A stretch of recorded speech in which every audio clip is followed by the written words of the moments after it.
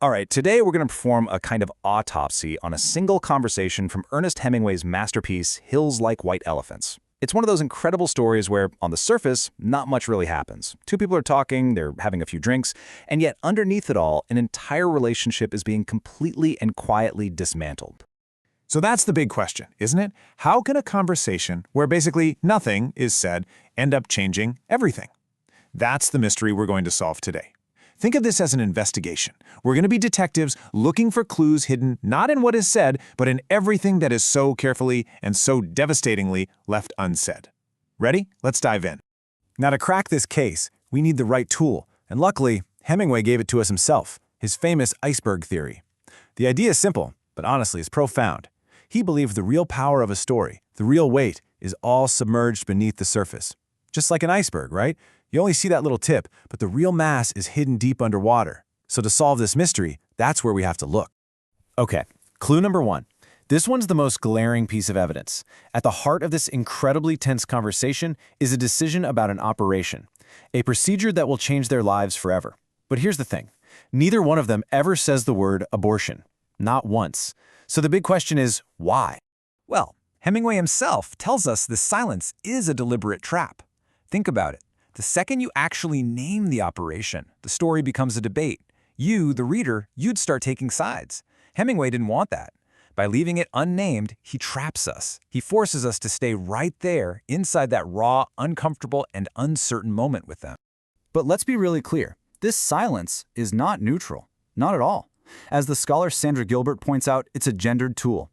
For the man, keeping things abstract makes the problem feel small, manageable, just an inconvenience. But for the woman, that silence strips her of the language she needs to talk about the physical reality that she alone is facing. The silence, you see, protects his comfort, not their connection. All right, let's move on to our next clue, because this just keeps getting deeper. It's not just about what's unsaid. Even when the characters do use words, those words are like a smokescreen, used to disguise the real power dynamic at play. This is not a conversation between equals, no way. It's an exercise in quiet coercion. So this is the man's key line, and he repeats it in different ways all through the story. On the surface, it sounds fair, doesn't it? Even loving. He's offering her a choice, right? But is it a genuine offer of freedom, or is it something else entirely? The subtext here is everything. The great scholar Bell Hooks had a term for this: control with a softer voice.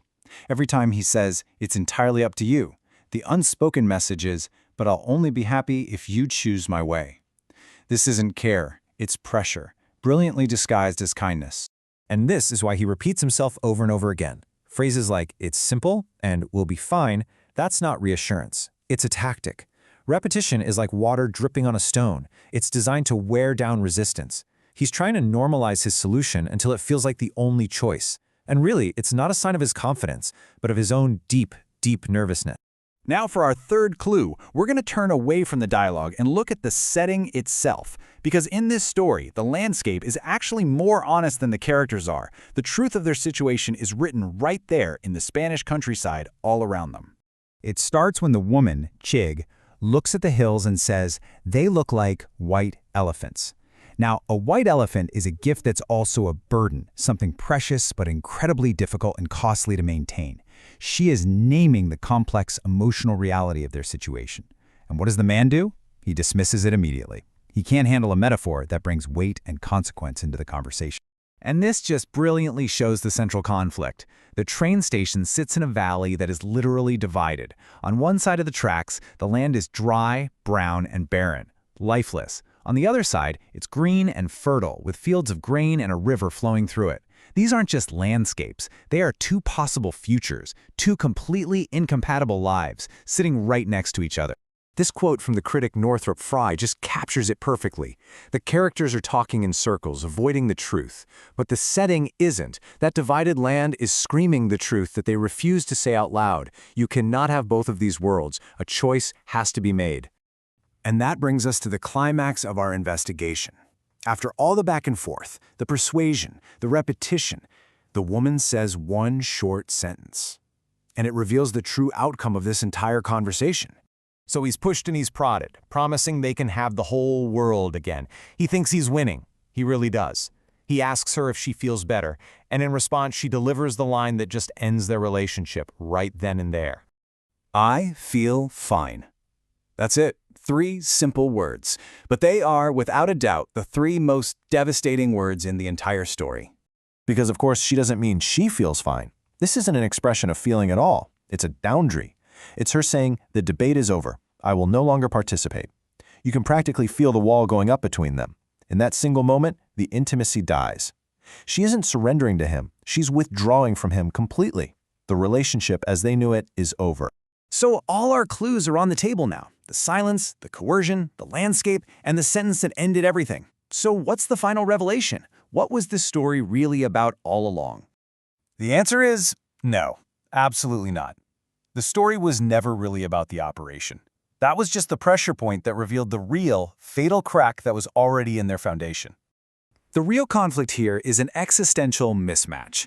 The man wants to keep traveling, to live a life of ease, to have a relationship without weight or consequence. The woman, on the other hand, now understands that consequence is real and it is unavoidable. And when that fundamental difference is exposed, the relationship just can't survive it. So in the end, it really doesn't matter what she decides to do after the train arrives. The real ending already happened right there at that table. The trust, the intimacy, the shared future they thought they had, it was all compromised and lost during that quiet, devastating conversation. And maybe that's why this story, nearly a century later, still feels so incredibly raw and real. As Hemingway himself put it, we understand this story because it captures a universal human experience. That moment when you realize the person you love wants a fundamentally different world than you do. And in that silence, a future just disappears.